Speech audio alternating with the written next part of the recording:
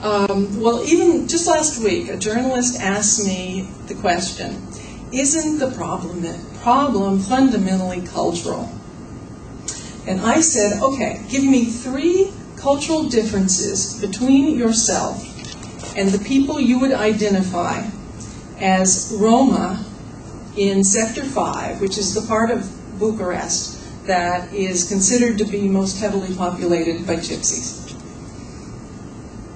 She didn't say anything. I said, okay, well, give me just one. She didn't say anything. What are the cultural characteristics of Roma in Romania? And I can only speak for Romania. Well, language. 92% speak the majority population language, either Romanian or in Transylvania, it may be Hungarian in some places. But only about 8% speak Romani. Religion. 85% are Orthodox Christian. 85% of Romanians happen to be Orthodox Christian. Lifestyle. Well, 99% of the Roma in Romania are not nomadic. 52% live in urban areas. That's just a little higher than the total national average. And 80% consider themselves Romanian when they are asked by the census what their ethnicity is. Okay? So, what's the difference? Well, education level, income level, property ownership, and what are all these things basically? They're social class. They're not really cultural, they're social class. Now again, I'm speaking about Romania. I know the situation may be different in terms of people the Roma who wind up in Western Europe. But in Romania, and I think most of the CE countries, we're talking about much more of a class difference than a cultural difference. For instance, the national average in terms of years spent in school is 11.2 years. For Roma children, it's 6.8 years. And you can see here from this graph that they have much less preschool, and they drop out much earlier, and less than 1% of Roma reach university. Now, there are programs in Romania, spaces, positive discrimination, which provides spaces at university and in high school.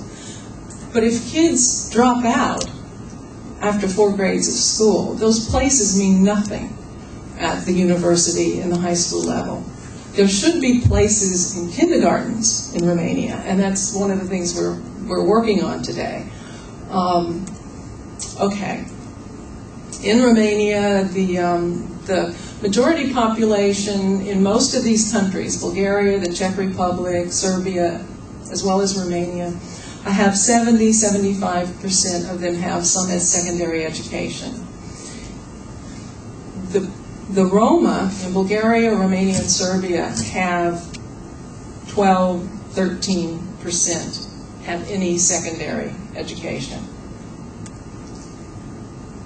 And when it comes to employment, employed Roma earn about 55% less than the rest of the population.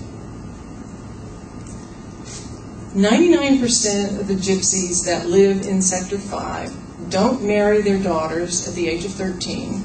They don't live in 10-towered mansions. They don't take their children to Rome to beg. They don't sell them to syndicates. They simply try to get by.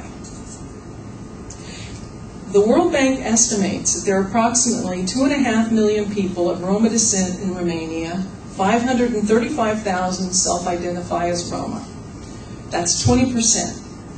Culturally, the vast majority of people identified as Roma by the World Bank have the same cultural characteristics of the majority population. Now, I think you would agree that in America, it would sound weird if someone said, hey, we shouldn't actively encourage blacks to send their children to kindergarten because kindergarten isn't part of their cultural tradition. Blacks have lived in America for 300 years. Roma have lived in Romania for 500 years.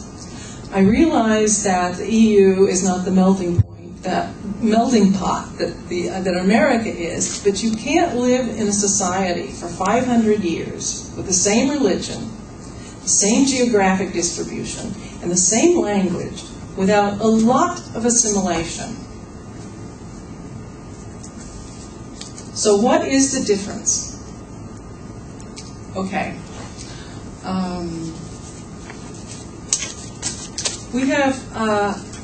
I have made a projection. If you assume that 10 to 12% of the population is Roma in Romania, that's about 2.5 million people.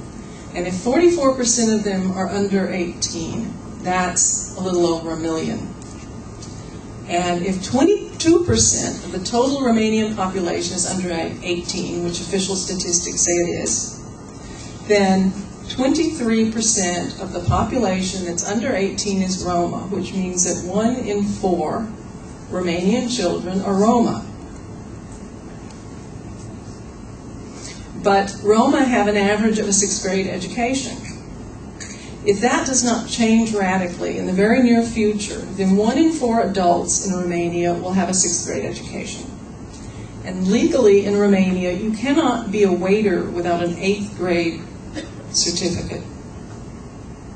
Now, the World Bank just released some very interesting estimates of the economic costs. People talk about the economics costs, but this is the first I've actually seen them really quantified in a scientific way.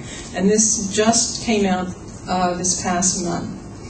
And what they found is, or what they projected, is that between 2 billion and 5 billion is lost in productivity in just these 4 countries.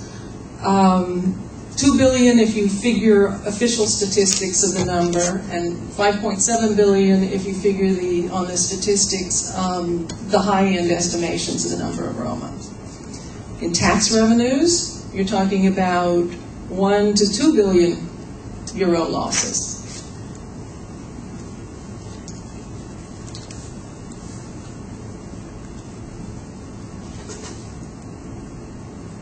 The costs are particularly troubling because of declining and aging of the population in these countries.